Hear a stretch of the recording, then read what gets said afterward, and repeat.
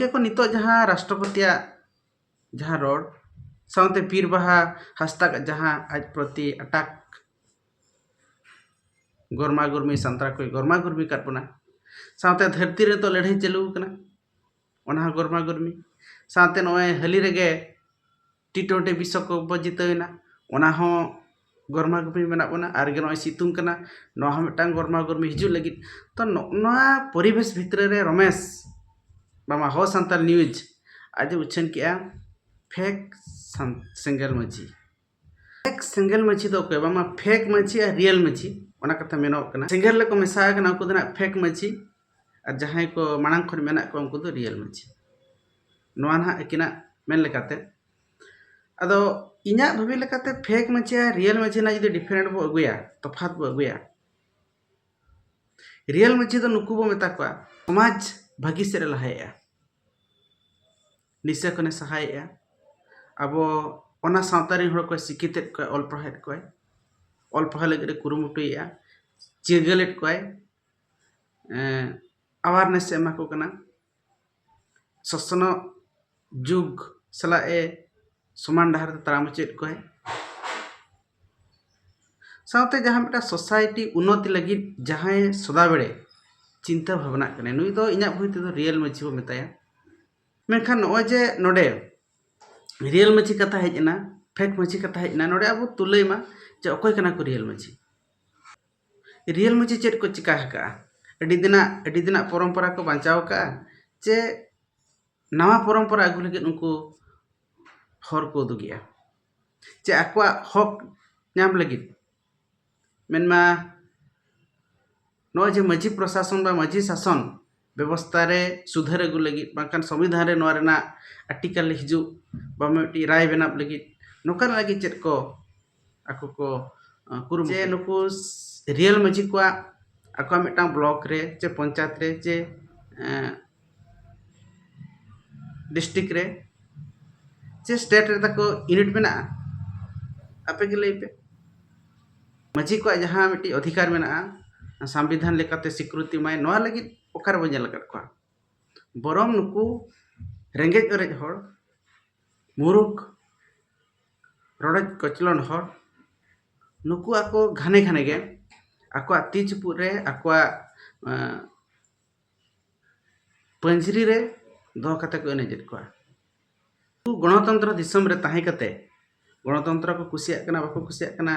अलग कथा मेनका गणतंत्र दिसम रे ताहे कते राजतंत्र जरी सनाइट को नुकु को हुयुक कना रियल मछी मेनखान फेक मछी कलकान चिंता धाराय आको ओना हापे उयहर पे आको चिंता धारा चेत कना नो चे रियल मछी और फेक मछी भितर रे मिटी हेजना सोशल मीडिया रे हेजना नोआ कते निहाती मारे मछी को दो कमी लगी आग्रह दो बांग हिजुआ इकन सिंगल अभियान रे जहां तिना हड़ को मेना को नुकु दो नोआ खन नोआ मुहिन खन बांचाव लगी आर कटी नवा नवा उयहर तक को माइट ते हिजुआ कम से कम नोआ न्यूज वायरल करते निना हो आको माइट रे मिटा ऑक्सीजन नामो मेनते आस तो नो जे सिंगल मछी फेक सिंगल मछी और रियल मछी भितर रे कथा विवादीना नोआ मो बड़ाई कर पिथो मझी गमके तिकिना बापला इदी कते तो नोआ मणा रे 2022 रे जहां पिथो मछी बापला ले उन जो नोका गे विवाद हेज लेना और ओना समाधान ना नोआ बो आसाया समाधान मा अबोरिन बंगा बुरु को इदीट को माराम बुरु को अखरिኝ कना 2003 रे 8 शेड्यूल ना लैंग्वेज नितो धरि जो अब स्टेट रे पढ़ा रेना दावा नामे दीर्घ उन वर्ष खन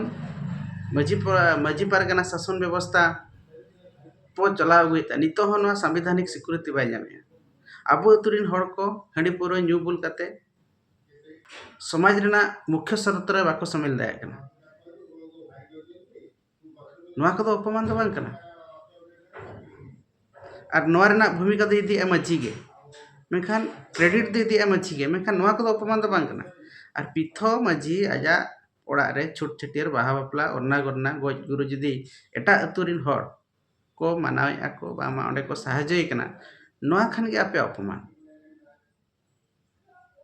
नोय जहां नोय चिंताधारा नोआ दो जुगंतकारी चिंताधारा दो बांग कना महात्मा गांधी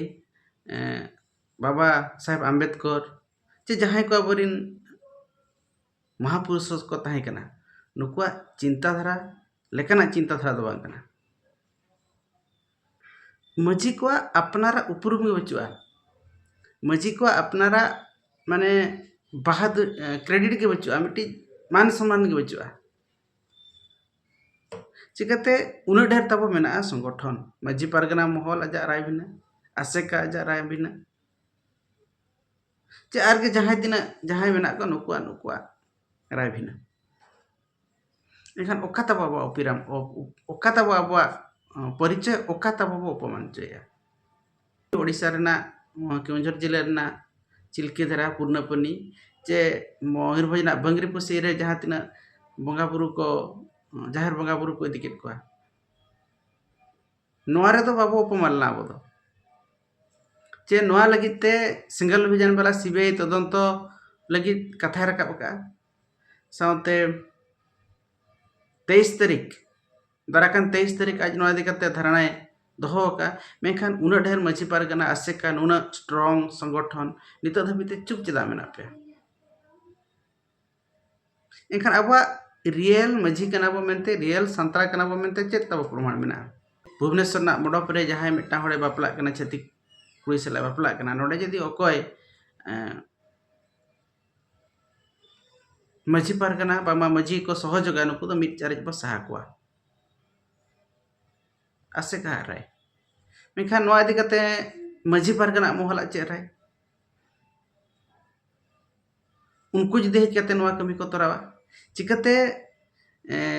माने जहां मजी दो एक्चुअली अतु दिसम के तहन कने अतु दिसम ना सिचुएशन इदी कते गजा माइंड चला कना ओना इदी कते गज विचार बनाय मेखान जहां को बाहर को तहेना जहां को पूरा माने करंट सिचुएशन करंट दिसम रेना परिस्थिति सला खाप कोई कते मेना को वे तो लाज जलाते हु जो राजनीति ना पावर ते जे जहां ते को मेना को नुकु को सिचुएशन चेक लका हुई कना ओना हो उहे लगती आम नोडे बाम मेन दाया जे नोडे आलो मजी पारगना कलो पे शुरू अनो बापला आलो पे बापलाया जदी नितोगा जुग जहां लका कना जदी कोड़ा गे संतार कोड़ा गे जदी एकिन मडप रेकिन बापलायना इखान नोडे दो ओका अतु होड़ ओंडे चला एम बारन को दरजा पिथो मजी तेको फैमिली रिन ओना बापला जहां हुईआ मडप रे को बापला इखान ओडे दो ओका अतु रिन मजी मेता को एटा अतु आलो पे हिजुआ ओना बापला पे शुरुआ ओको मेता बनिया हुए तो भविष्य रे नका हुईआ ना अब जहां बो मेन जे अब संतार दो संतार ना राजनीति रे बो तहेना अब संतार ना राजनीति तिना बो बांचा अगुका माने सामाजिक लेकाते तिना बो दो अगुका भविष्य रे हुई गया अब जहां मजिया राजनीति मेना जे अब दो संतार के बो बापला परिस बो बापला मजिया राजनीति रे बो तहेना नोकाना कथा दो बाय तहेना अडी दिन दो नितो जहां लगा जुग सेटरोग कना माने बाय तहेना इनखान उना जो दो अब रियल मजी दो बो ओका नितो हडी ढेर अतुरी मेना परिस को बापला कना जे एटा जति सला को बापला कना कोड़ा मेखान तिना एम डाडो में तिना एम चारे एम सहाया तिना एम चिकाय आम पुरम बेबाद बातुरा अब सामाजिक कमी रे के बो नोकाना कमी रे के बो झामला को आर जहां आर तबो एटा तहेना ओना बो बंचा दाय चिकाते मिटी धरती रे बंचाप खान दो अडी ढेर दिगो प्रति अब उहर ते हुया बना सामाजिक राजनीतिक आर्थिक अब ओना इदीते अब सभ्यता हो लहा दरकार तो अतु सुन जहां को शासन रिन डोरी कना बो शासन रिन मुख्य कना बो नुकु को नितो उहर लगी दिन सेटर कना जे ओका लेकाना शासन व्यवस्था अब अपनार हुया बना खाली अडी दिना परंपरा मेन कते खान अब दो गुजुआ